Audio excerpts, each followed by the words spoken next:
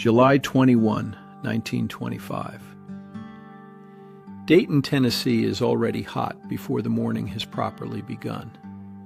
Dust hangs over the streets. Shirt collars are damp. Men fan themselves with hats, folded newspapers, anything close at hand. Around the Rhea County Courthouse, telegraph wires carry the town's name far beyond these hills. Reporters sharpen pencils. Preachers linger near the crowd. Vendors work the edges of the lawn. And inside, a 24-year-old schoolteacher is about to be found guilty. His crime, in the eyes of Tennessee law, is teaching evolution. John T. Scopes is a high school teacher and football coach, hardly the sort of man history usually builds around. But Dayton has become a national stage. For nearly 2 weeks, this small town has held an argument that America cannot contain. Who decides what children may be taught? Scripture, science, the state, or the teacher standing before the classroom? The law at the center of it all is Tennessee's Butler Act, passed earlier that year.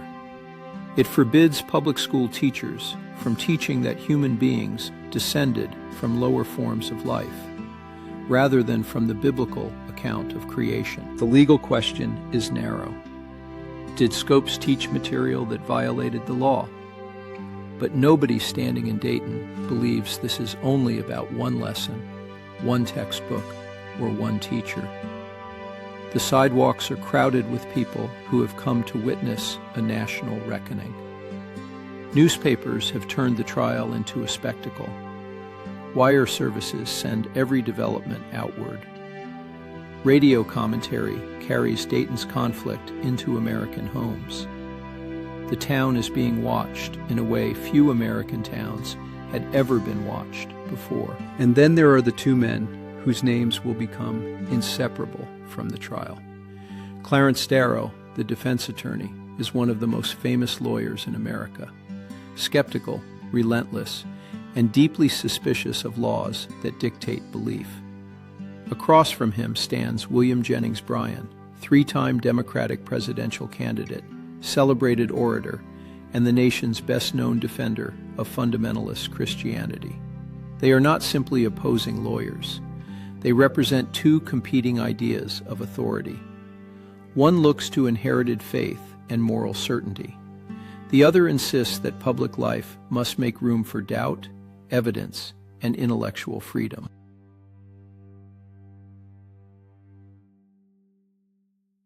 But here is the part popular memory often gets wrong.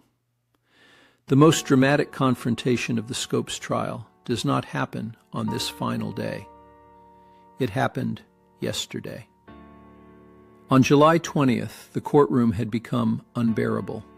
The heat was punishing, the room overcrowded, and Judge John T. Ralston moved proceedings outside onto the courthouse lawn. Under the trees, before a mass of spectators, Darrow called Bryan to the stand as an expert on the Bible.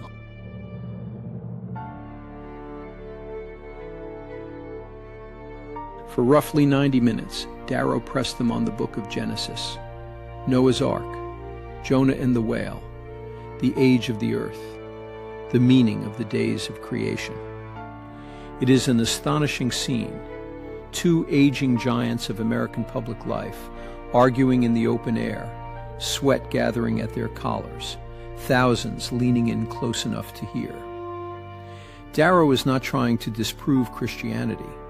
He is exposing the difficulty of treating every passage of Scripture as a fixed scientific account. Bryan does not collapse into some easy caricature. He is a man of genuine conviction, facing a lawyer determined to reveal the tension between literal certainty and the expanding claims of modern science. The crowd sees theater. The newspapers see headlines. America sees a cultural battle brought into the sunlight.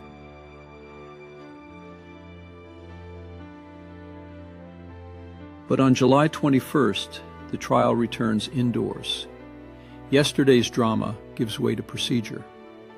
Judge Ralston rules that Bryan cannot resume his testimony. The biblical exchange, so vivid on the courthouse lawn, is struck from the legal record as irrelevant to the simple question before the court. Think about that for a moment. The argument everyone will remember has been erased, officially speaking. But the reporters have preserved it. The public has absorbed it. The legal record may close its pages, but public memory does not. Darrow now makes a move that seems at first like defeat. The judge has excluded the defense's scientific experts. Scopes cannot realistically deny that evolution material was used in his class. So Darrow asks the judge to instruct the jury to find his own client guilty. It is not surrender, it is strategy. A conviction is the path to an appeal, and an appeal is the path to challenging the Butler Act itself. Darrow accepts the immediate loss because the larger fight cannot be won in this courtroom. There is another consequence. Bryan has prepared a grand closing argument, likely the speech of a lifetime. Darrow's maneuver means it will never be delivered. Now the jurors receive their instructions. They retire. Outside, the July heat presses down on Dayton. Inside, the case that has drawn the country's attention is nearing its end with startling speed. The jury returns after about 9 minutes. Guilty. John T. Scopes is convicted of violating the Butler Act. Judge Ralston imposes the minimum penalty allowed by law, a $100 fine. $100. For one teacher, it is a modest sum. For the country, it is the opening price of an argument that will continue for generations.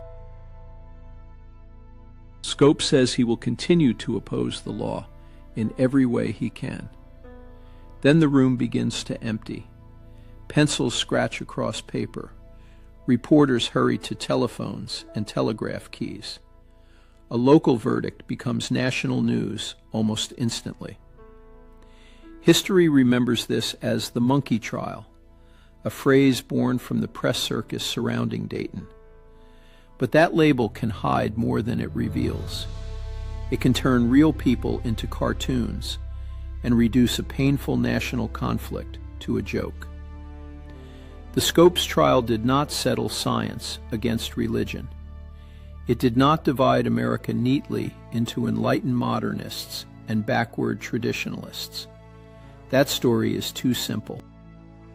What it revealed was a deeper and more permanent struggle over education, expertise, faith, democracy, and who gets to define truth in public life. The legal story continued. In 1927, the Tennessee Supreme Court upheld the Butler Act, but reversed Scopes' conviction on a technical issue involving the fine. Tennessee did not retry him.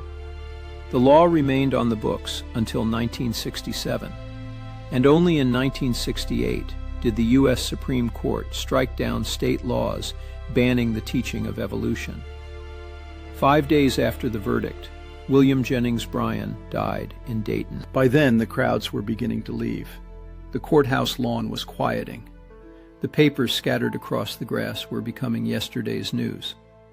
But the question Dayton hosted did not leave with them. Who has the right to shape a child's understanding of the world? What belongs in a public classroom?